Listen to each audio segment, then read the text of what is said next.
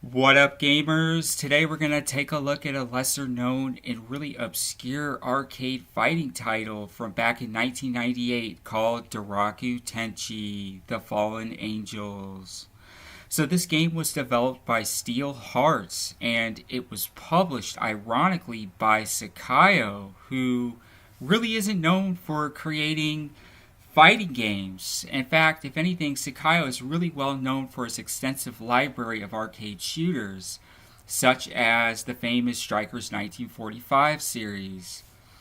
So, one thing to note about this game was that it never saw the light of day in North America. This was released in Japan back in '98, and there's really not a whole lot of information out there about this game. In fact, from what I understand, from the little bit of information I was able to find about it, it turns out that this game was really never actually completed. The development process was never finished, and from what I understand, there's actually 4 unplayable characters within the ROM itself that were actually never made playable.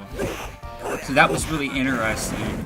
And it's too bad because I thought this was a really well-rounded fighting game, and it feels very reminiscent of Capcom's Street Fighter 3.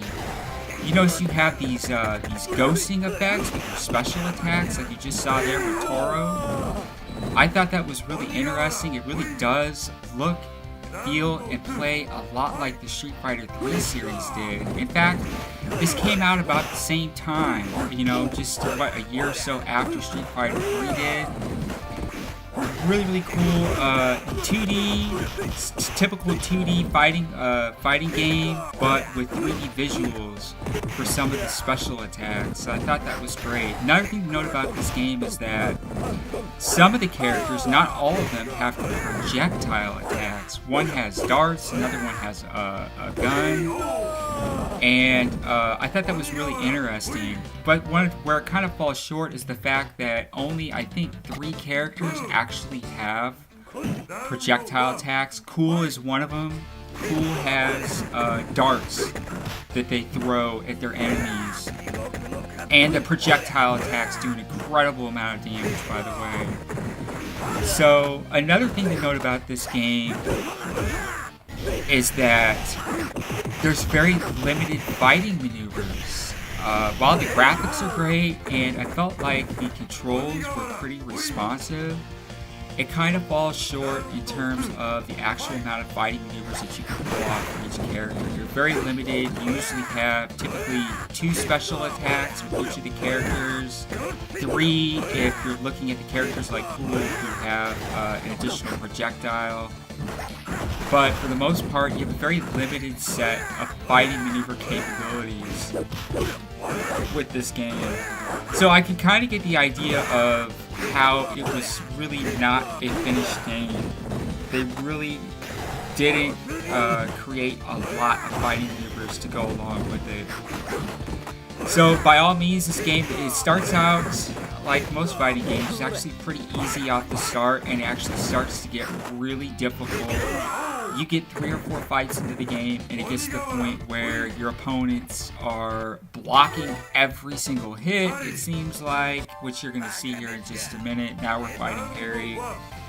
I think he has a missile attack. I think he's the one hit. We'll see here in a minute.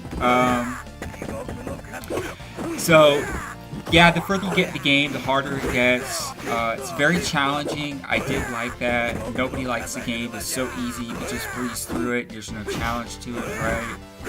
Really cool graphics with the background scenes for the stages. I thought they did a pretty good job on that. Another thing you can note is that there is some sort of like a simulated gore effect. It's very light. You can see some punches, they show blood, other ones they don't. The headshots, the head punches and kicks typically show more blood effects. Look at that. Wow, these graphics are just really compelling. I mean, it's almost, the graphics in this game are almost significantly better than Street Fighter 3 even. Very compelling. The hitboxes are spot on. Like I said, the control, the maneuverability is really good. Look at that. You see how much damage it just did with that missile attack? Those projectiles just do an incredible amount of damage. And so players like, you know, characters like Toro here, doesn't have any projectiles that he can throw to really guard himself. And so the characters with the projectile attacks really do have the upper hand. This is a really challenging game. Let's check out a different character here. Let's check out Roche. Okay, so this guy, I don't know. He's got kind of this, his fighting style kind of feels almost like he's breakdancing or something. I don't know. It's kind of odd. He doesn't look real stable in his mannerisms. I kind of felt like he was harder to play with. He definitely wasn't as maneuverable as the last character was. And he seems to do a little bit less damage per hits. And another thing about his special attack, he throws out like 8 or 10 hits for an attack, but the problem is you have to be standing right next to your opponent in order to execute the hits with this guy. So I kind of didn't like that idea with him. Wow, those missiles are just an absolute beast. But the best part about this game I thought was ghosting effects. Definitely could have had more fighting maneuvers to execute. That would have been great. It looks like he's like wearing like a hoodie or something. He's got a chain.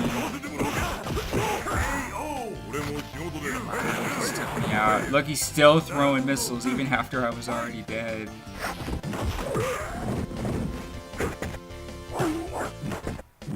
And so some of the characters are better at close quarters in this game. Some are better, you know, further away. By the way, this does run in MAME.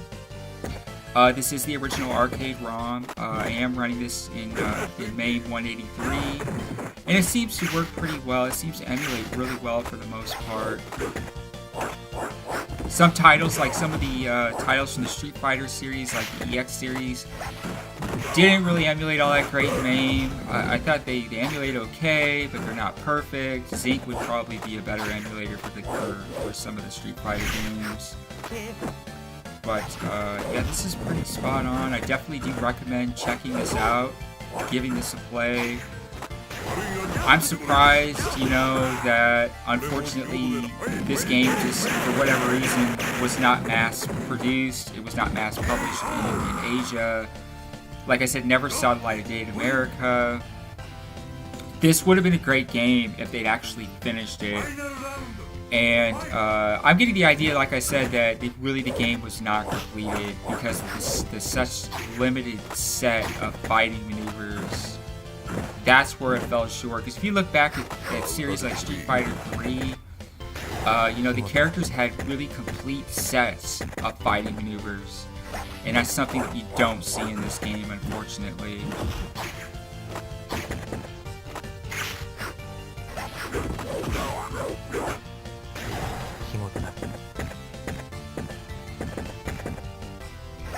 And you can see now it's getting harder. Look, he's just blocking every single hit I pull off.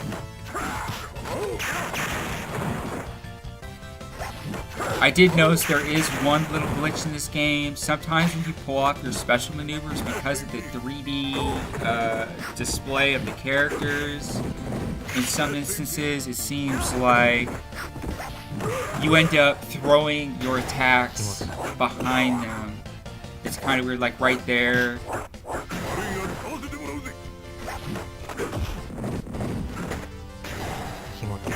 Oh, I got him.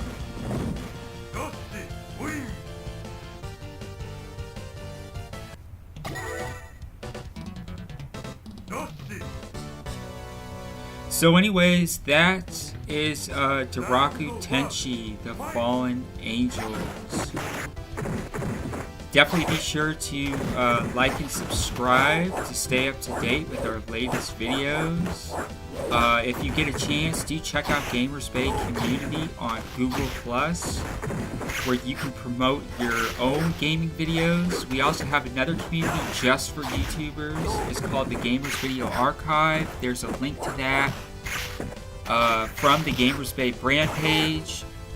on Google+, and there's also a link from our About section on our channel here on YouTube.